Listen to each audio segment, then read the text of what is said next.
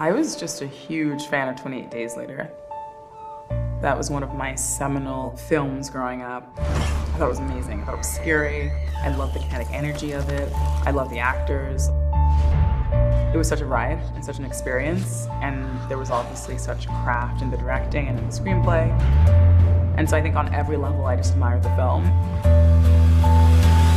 And so when I got the chance to direct this, I could not say no.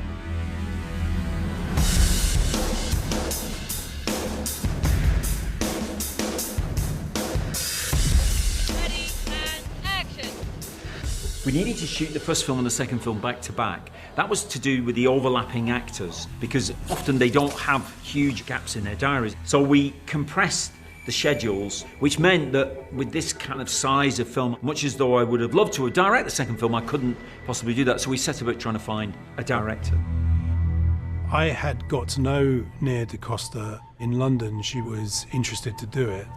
And in the meeting we all had together, she just spoke about it very well, and she said, this is what I would do. She was wonderful. She came in, she said, oh, I'm not going to make a Danny Boyle film, you know. And that was the right thing to say, straight up. So she said, I'm going to make my own film, and you thought, absolute respect. Danny is a highly experienced, very highly regarded director, and I think most people's instinct would be to say, I'm going to try and do what you do. And she didn't do that at all. So that was impressive, and it was smart. This script is very different from the first movie anyway, so it actually lends itself to a different approach. And I also saw, because it's a different film, like the places where I could really put my imprint on it. So my conversations with Alex were, I love the script so much. You know, can we do, I think there were like a couple of scenes that I asked for to be added to the script. But once that happened and once the script was locked, I was like, this script's amazing and this is what I'm shooting.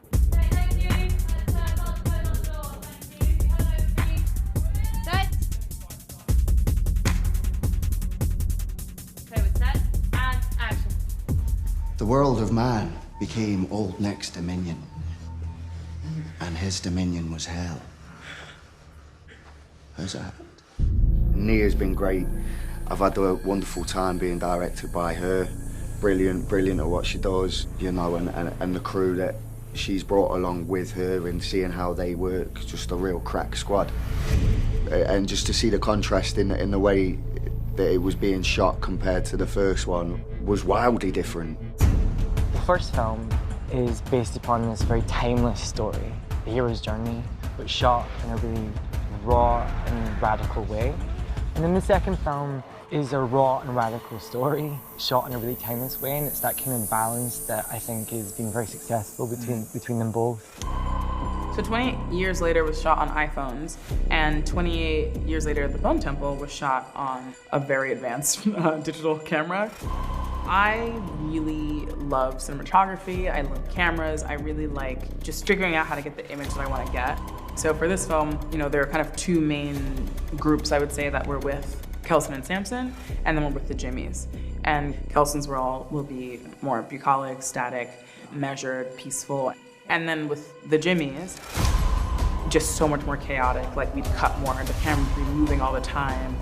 So it's got its own sort of lyrical, beautiful madness, The Bone Temple. Nia DaCosta is so on it, and the way that she communicates is so clear and direct. And it feels like we're constantly finding new things and new avenues to explore. There's just a really nice energy to her.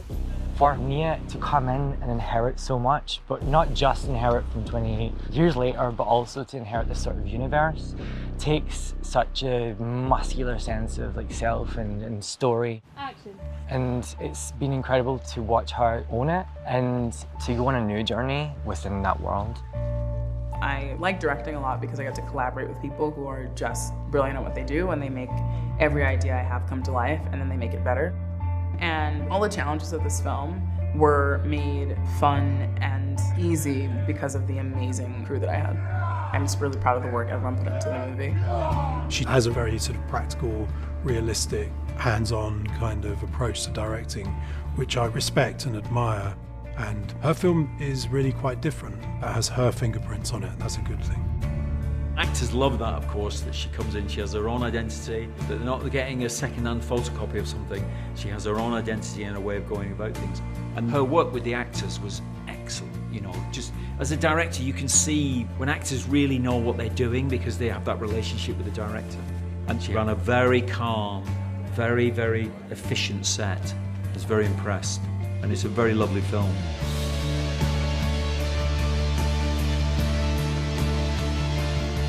I grew up with the first film, 28 Days Later. Danny Boyle is hugely important to me as like my filmmaking journey, becoming a director, deciding I wanted to be a director. His films were a part of that journey for me.